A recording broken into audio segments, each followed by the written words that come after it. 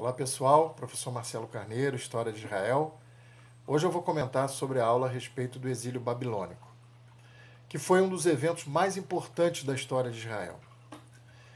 Similar ao que aconteceu com o norte, o sul também foi tomado, mas a história do sul tem suas peculiaridades, suas diferenças, que fazem com que este evento tenha sua marca própria. Eu vou comentar agora. Para começar, uma semelhança que existe com o caso do norte é que Judá foi vítima de uma política expansionista da Babilônia rumo ao sul, rumo ao ocidente. E, por contrapartida, o rei Zedequias cometeu um grave erro, parou de pagar os tributos que eram exigidos pela Babilônia. Isso era considerado, no mundo antigo, uma declaração de guerra. Deixar de ser vassalo era impossível, a não ser que a pessoa estivesse assumindo que iria confrontar o seu antigo senhor. E foi o que a Babilônia entendeu, tanto que mandou uma carta para Zedequias e, a partir disso, tudo aconteceu. O exílio em si, ele foi um resultado desse avanço babilônico, quando as elites da cidade de Jerusalém foram levadas para a Babilônia. Então preste atenção nisso. O exílio babilônico não é de todo o Judá, de todo Israel. O exílio babilônico é um fato que atingiu diretamente a elite sacerdotal, a elite palaciana e os escribas de Jerusalém. Porque, desse modo, o que os babilônios pensavam é que eles desarticulavam a estrutura de poder e administração do povo conquistado. E foi o que aconteceu. Todo Judá dependia de Jerusalém. Quando a elite foi tirada de lá, o Judá ficou acéfala, ficou sem condições de se sustentar. Na terra ficaram os camponeses, principalmente, e as pessoas simples. Eles ficaram dominados por governantes enviados pela Babilônia, algo como fiscais, alguma coisa assim, que apenas estavam lá para impedir que houvesse qualquer tipo de revolta. Mas em si, esse povo que ficou na terra ficou à míngua. Enquanto isso, o pessoal que foi para a Babilônia tinha uma vida relativamente boa. Já na antiguidade, era costume tratar bem seus prisioneiros quando eles eram parte da elite, dos governantes, dos sacerdotes, pessoas ricas. E não foi diferente com Judá quando foi levada para a Babilônia. Tiveram uma vida boa. Porém, boa apenas no aspecto físico, material. Moralmente e espiritualmente estavam arrasados. Se sentiam humilhados pelo fato de terem sido tirados da sua terra e o seu templo ter sido destruído. E esse foi o grande problema e a grande quebra de paradigma para os habitantes de Judá. Por causa disso, as crenças tiveram que ser revistas. A primeira crença a ser revista foi a de que Deus mora no templo. Se o templo foi destruído, como é que pode ser ainda o lugar de habitação de Deus? E outra, se eles não estão mais lá na terra, como é que eles vão falar com Deus?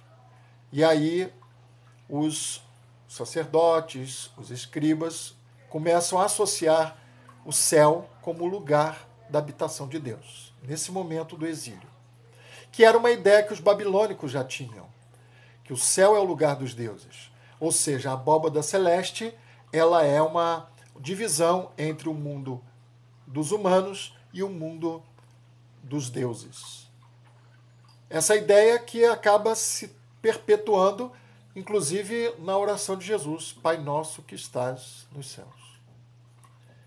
O segundo aspecto que muda bastante, essa novidade que é provocada com o fato do exílio, é que eles passam a ressignificar o exílio e o êxodo.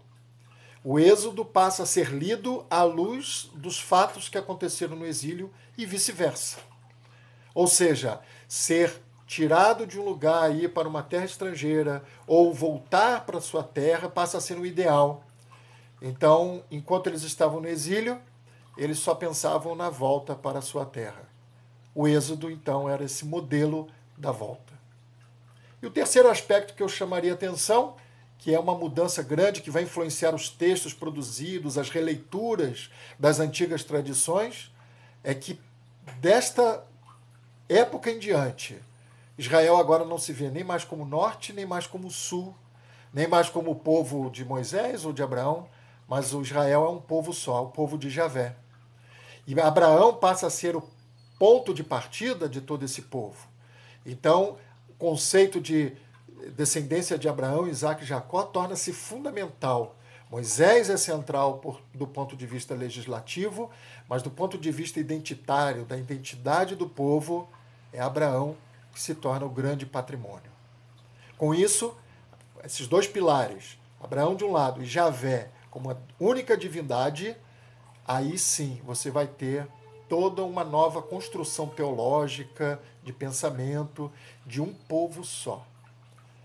Até Ezequiel, que ainda está no exílio, fala-se um pouco do Israel Norte e Sul, porém, a história ou a visão dos ossos, do Vale dos Ossos Secos, né, dos ossos secos que estão naquele vale que ele tem, já é um sinal de novo tempo, de uma visão de algo maior, de que todos estão juntos. E, paralelamente ao êxodo, ao exílio, melhor dizendo, e aos remanescentes da terra, há um terceiro fenômeno que acontece nesse período, a diáspora judaica. Vou falar mais sobre ela nas próximas aulas, as implicações, os desdobramentos, mas o que foi a diáspora judaica em síntese? Muitos judeus da elite, ou até mesmo mais pobres, não conseguiram fugir do cerco babilônico, não foram levados para o exílio, mas também não ficaram na terra. Foram para outros lugares, para o Egito, que sempre foi o Egito considerado... vamos dizer que Israel sempre teve um olhar dúbio sobre o Egito. Ora é um lugar ruim, ora um lugar de refúgio. Mas também outras áreas, mais ao norte e também na Ásia Menor, mais chegando no Ocidente. Ou seja, ali começa a grande tradição judaica de se espalhar no mundo, e não ficar preso apenas ao Oriente Médio, que é uma coisa que hoje nós vemos claramente na história atual. Então, fiquem com esses dados mais importantes, leiam com atenção os slides, os outros materiais, e na próxima aula nós conversaremos mais sobre esse assunto. Um grande abraço.